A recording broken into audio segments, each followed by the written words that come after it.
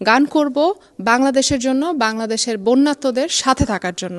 সেদিন আমরা fund raise করব বন্যার্ত মানুষদের জন্য। টিএসসিতে দেখেছি যে সবাই বাচ্চা নিয়ে আসছে, বাচ্চারা ডোনেট করছে।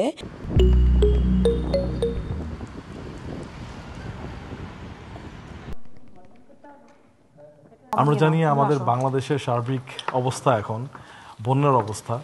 হঠাৎ করেই কোথা থেকে এই বন্যা এলো এবং আমরা দেশের মানুষ যারা তারা সবাই মিলে ঝাঁপিয়ে পড়ছি। সো আগামী 8ই সেপ্টেম্বর উইচ ইজ সানডে আমরা 3টা থেকে 9টা পর্যন্ত মেইফেয়ার ভেন্যুতে পুরো বাংলাদেশ এখানে থাকবে, পুরো আর্টিস্ট সোসাইটি এখানে থাকবে।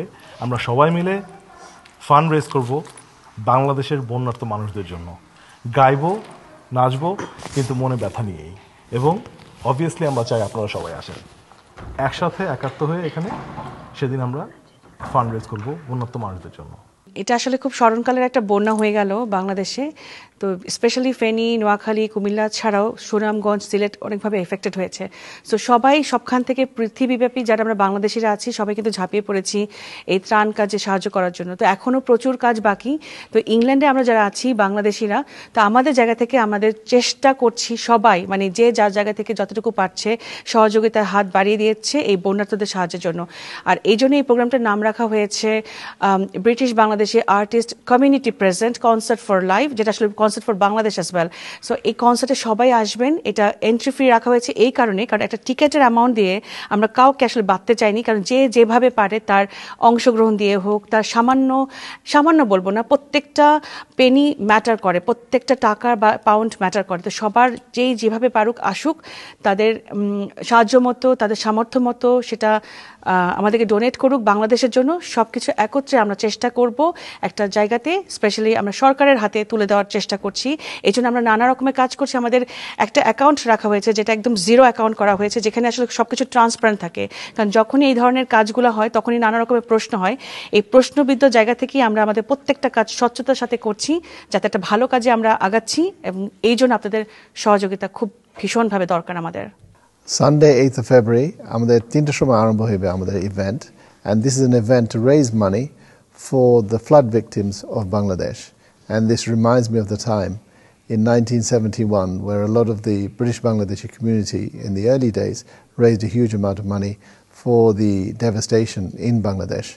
And here we are in 2024 where a lot of people have been affected all throughout the remote parts of Bangladesh. And this is a way of putting something and engaging with our young people of this country and getting them to understand and feel the pains of people in Bangladesh. আসসালামু আলাইকুম সবাইকে। 8 September এখানে Bangladesh concert হচ্ছে, সব শিল্পী সম্মানিত প্রচেষ্টা।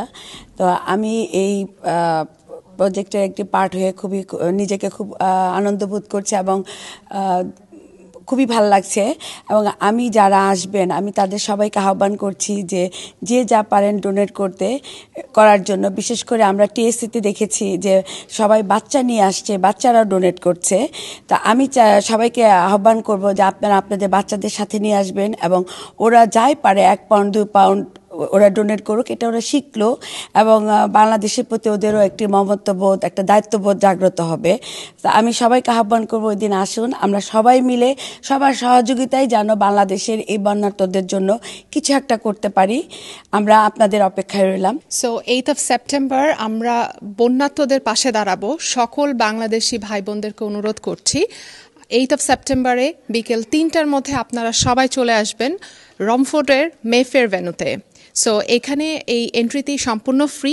বিকেল 3টা থেকে রাত 8টা পর্যন্ত আমরা সবাই এখানে গান করব বাংলাদেশের জন্য, বাংলাদেশের বন্যার্তদের সাথে থাকার জন্য।